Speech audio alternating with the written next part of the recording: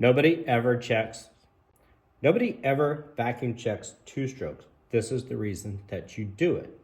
Everything in here is new. It's a brand new cylinder, brand new gaskets, brand new rebuild, and I have a decent idea of what I'm doing. I decided to check this to make sure that it held vacuum before I got to running, because you're leaving a lot of performance on the table if it doesn't hold vacuum. It doesn't have the intake cycle that it needs. It'll be sucking air, it'll run lean, it'll run awkward. It won't hold vacuum. So what I have to do now is put a little pressure to it.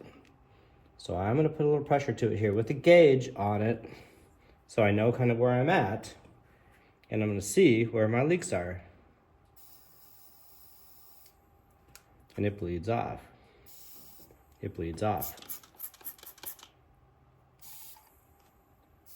I have a nice one right back here, the base gasket. Maybe you can see it bubbling up. Right back there. So, now we're gonna take it apart and seal that. Wow, it would run, but you're leaving performance on the table.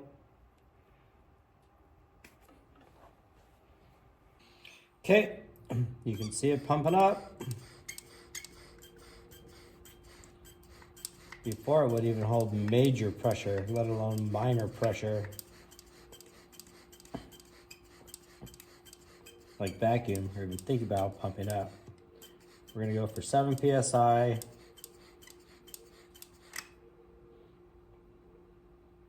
Yep, it's not moving. That's a good sign. Now, let's talk about this for a second. Everything in this thing now is pressurized. In fact, this particular bolt right here on this power valve motor, this whole cover is pressurized. The cover on the other side, pressurized. Front manifold, pressurized. Spark plug, gasket, pressurized.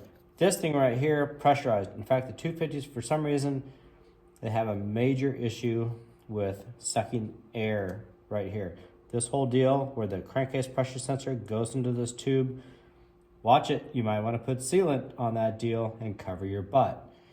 This thing here, if you take this bolt out, all the pressure comes out, which means put sealant on these threads, put sealant on these gaskets, put sealant on the gasket on the oversized exhaust valve cover you'd get from us.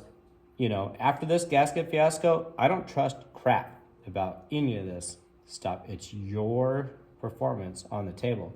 Also keep in mind that a little bit of a vacuum thing, it's not that big of a deal when things are wide open, because there's not that much vacuum. Things are processing really fast. It's the low throttle openings where you blippity blooper guys, bloop, bloop, bloop. That's the high vacuum. You're the guys that suffer and lose response.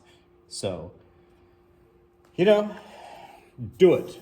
Do it right. You can probably get one of these goofy vacuum kits off the Amazon. It's a 2-inch plug here with a vacuum hole in it. It's a 2-inch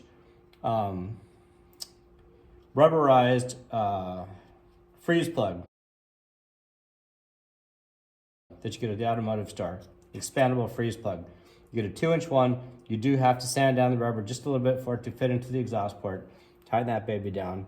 The thing's sealed up, and hopefully you are making some more snap. Thanks for watching. I hope you have a great night.